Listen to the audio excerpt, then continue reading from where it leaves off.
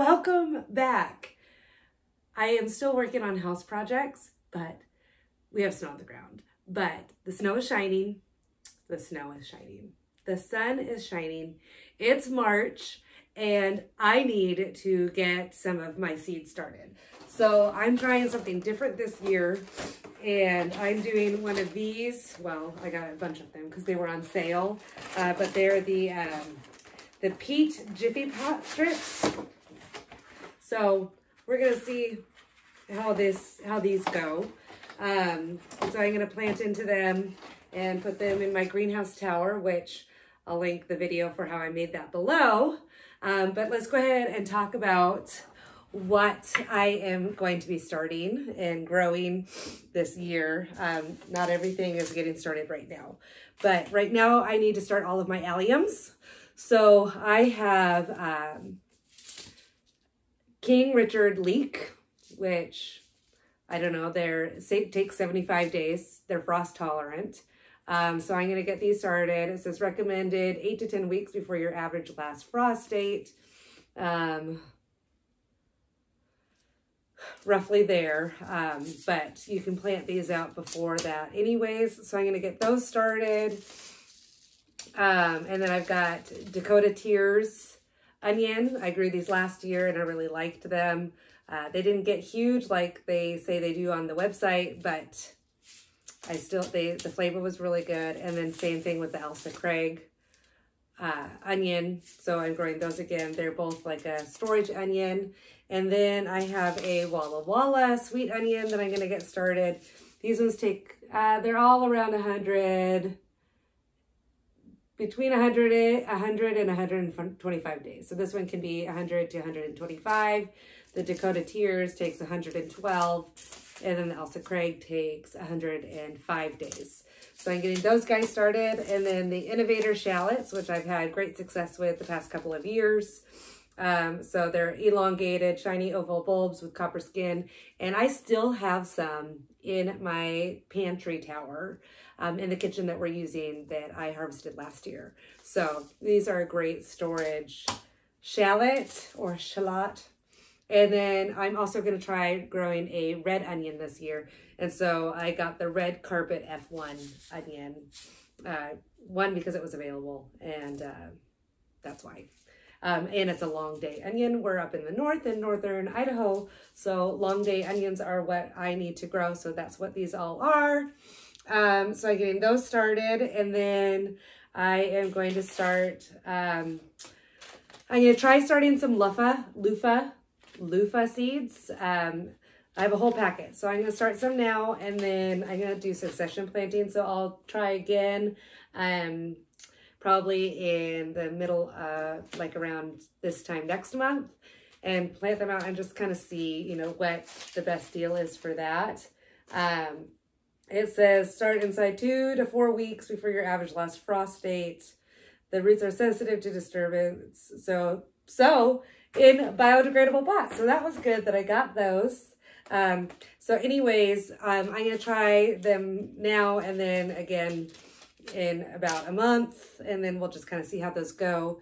And then I also have this tomato, which is in its 5th generation here in North Idaho, I believe. It is Sasha's Altai tomato. It's an heirloom. It takes 75 days, and it's just a good, like, meatier variety that's kind of like a slicing tomato. So I've got that one, and then I'm so done with indeterminate Roma, like, paste tomatoes. I can't handle it. So I am going to be planting bush tomatoes this year.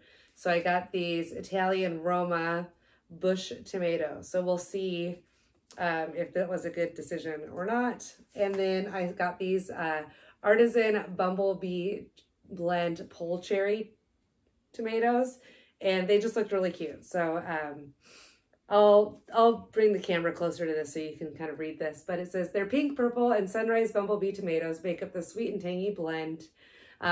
Each tomato is striped and no two are alike. They're juicy right off the vine or in a salad.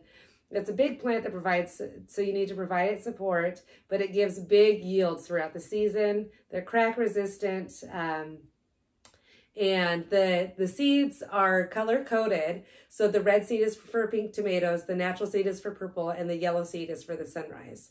So that's kind of fun. I'm excited to see how those taste and how those are going to go. And then I'm going to just start some dill, some flat leaf parsley, and some holy basil. And then I have this, it's a couple of years old, so it might not work. But I've got some angelica that I'm going to try getting started because I'm going to do flowers this year. Angelica, and then I'm going to try these Sunball Crispidia again. I'm determined to make these work. And then the other one that I'm gonna probably plant out some more echinacea. And then we also want to start some of our peppers. So I'm going to start some jalapeno right now as well. I hardly had any luck with these jalapenos last year. So I'm taking a gamble and doing it again. But that's just the way that it's going to go. So let me go ahead and kind of clear this off and get these all started, sorted, and set out. And I'll get my plant markers, and then we'll be ready to go. I have a feeling that I'm going to make a huge mess with putting soil in all of this, but it is what it is, so here we go. I have 3 of these. I got out a bunch of plant markers, but when I opened up into them, it came with some. So I'm going to use those ones first before I use the wooden ones, because I took these from my daughter. So she would much rather have me use the ones that came with this instead. So let's get filling.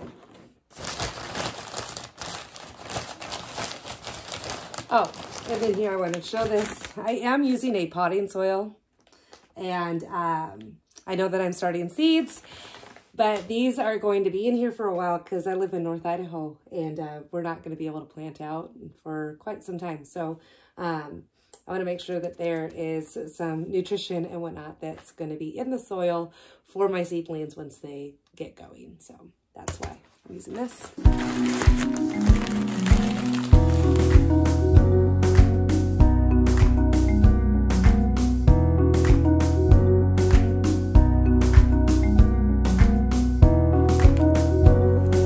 Unless I drop it, and then that didn't work at all. There we go. That's pretty nice. So usually you pre-moisten your soil, or you can put it in and then you can water it in. And that is the method that I'm going to do since I'm doing this inside my house.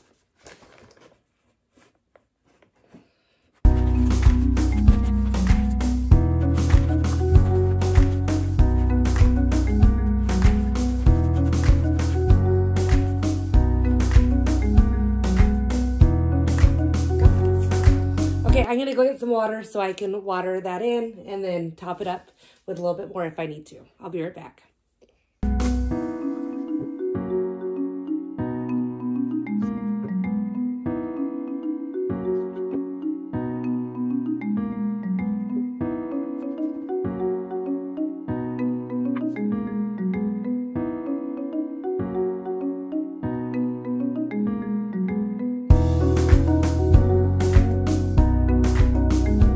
Okay, so I actually put these in my shower and sprayed them with my shower sprayer thing to let them soak, and then I let them soak for a little while, just to get the water all the way down and through, because it's taking a while for it to percolate on down. And so so I'm planting my onions, and I'm doing about 5 seeds per cell, 4 to 5, just tossing them in there.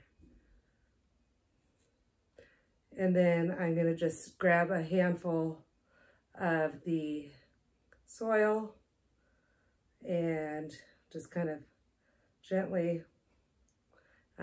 cover them, and then I'll water them in again, and then we should be good to go.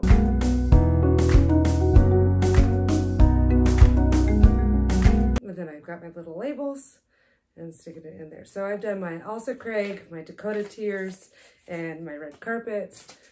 So next up is going to be the Walla Wallas.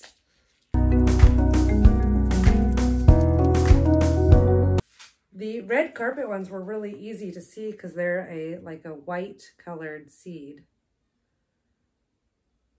These Walla Wallas and the other white onions have black seeds. It's so interesting. And it's okay to group your onion seeds like this, because when you go to transplant them, you're going to pull them apart anyways. There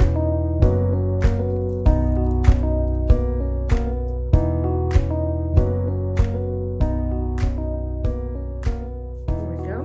Okay, and then grab my labels and label these. Don't know if you remember, but last year had all of my seedlings in my little greenhouse tower outside, and my son got into them because I had them, I was hardening them off, so I had them out on the patio, and then I was putting them back in at nighttime, and he was out playing, and he knocked them all over, and so all of my onion seedlings came out of their little containers, their little tent cell packs. And so I had to put them all back in, and I had no idea which one was which. But then looking at pictures and kind of seeing what they were like when they were mature, I was able to determine which one was which. But oh.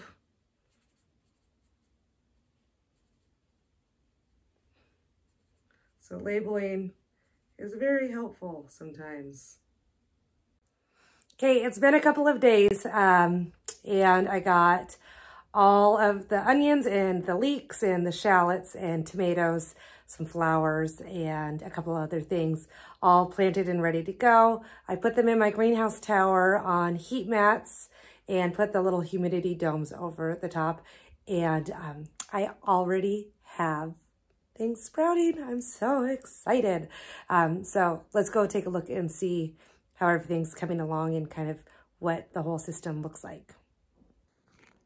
Okay, since I have things sprouting already, I do have my grow lights on, but here we go. We can kind of take a look and see how the onions are doing. And more onions. And then, oh yeah, I did some herbs as well that are starting to come up. And look, the loofah is going already. So my little practice with it worked.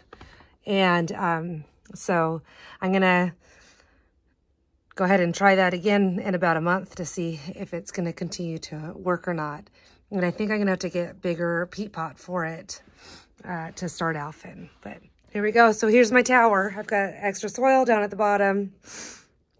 Got my grow lights hanging, and then I've got extra stuff on top. Pretty easy, simple.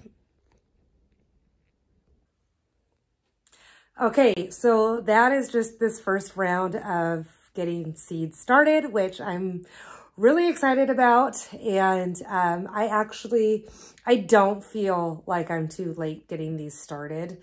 I did want to get them done in February, but I got them done in March and at the beginning, and that's totally okay. So we still have time, and then I'll have time once the snow melts to get the beds prepped before I put them out. But my plan is to get those onions out like as soon as I can. That's my plan. And so, yeah, I'm excited to take you guys along the gardening journey this year. I've got some plans for improving my beds, my bed boxes, and all that kind of stuff. So that's going to be really fun to work on this year. So thank you so much for stopping by the Pine Haven Homestead, and be sure to hit subscribe and ring the notification bell so that you can see when new videos are being posted. Thanks for being here.